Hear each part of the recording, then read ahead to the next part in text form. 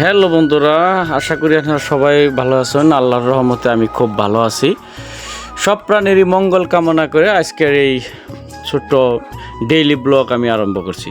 সকালে ঘুম থেকে উঠে আমার বাইকটা ভিতরে ট্যাঙ্কির ভিতরে পানি গেছে, বৃষ্টির পানি গেছে, যার জন্যে আমি বাইক না নিয়ে ভাবলাম 4 চাকা নিয়ে যাই, কিন্তু রাস্তা দিয়ে কেদা অনেক, যার জন্য আইডিয়া গেতেছি।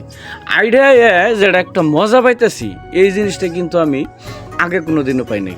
আজকে সকালে 6টা বাজে উঠেই আমি বাজার আইতেছি। টুয়াকের একটা ভিউ, গ্রামের একটা আলাদা একটা মজা দেখুন, কোনো হুলস্থুল নাই, কোনো কিচ্ছু নাই। এই এক সুতির ভাই সকালে শিকড় খেয়ে যাবেন নিতেছে ঠাকুর বাজারে, যাই করে পাড়ি দিয়ে এলাম। আমি আইডিয়া যাবেন নিয়েছি। দেখুন গ্রামের কি একটা একবার কোনো হুলস্থুল নাই, একদম নিস্তব্ধ আর ঢকের জায়গা। কিন্তু এনে আইলে একটা আমার গ্রামের থেকে মনে হয় না জানি টাউনে উঠলাম। গ্রামের থেকে ওই যে কয় না গ্রামের চাচতা ভাই যখন টাউনে আসে, এনে আসার পরে একটা ওইরকম একটা মনে হয়।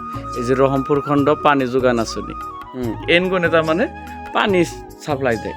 যদিও পানি আমরা এনগনে খাই নাই, কিন্তু যে সময় এন দিয়ে আহি যাই নিজের কিন্তু বড় বড় মনে হয়। যে আমাকে রহমপুরে পানির ট্যাঙ্কি আছে, আমাকে রহমপুরে স্বাস্থ্যকেন্দ্র আছে, উপস্বাস্থ্যকেন্দ্র আছে, আমাকে রহমপুরে জিসিআর হাই স্কুল আছে, আমাকে রহমপুরে বড় মসজিদ আছে। এই যে একটা রহমপুরে একটা বাজার আছে, সেই বাজারে আমি দোকান করি। মানে একটা গরম্বিত ভাব কিন্তু একটা আছে।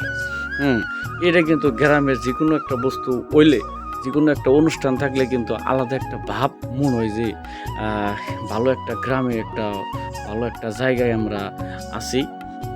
যে গ্রামে যে কোনো একটা বস্তু হইলে সবেরই কিন্তু ভাল লাগে।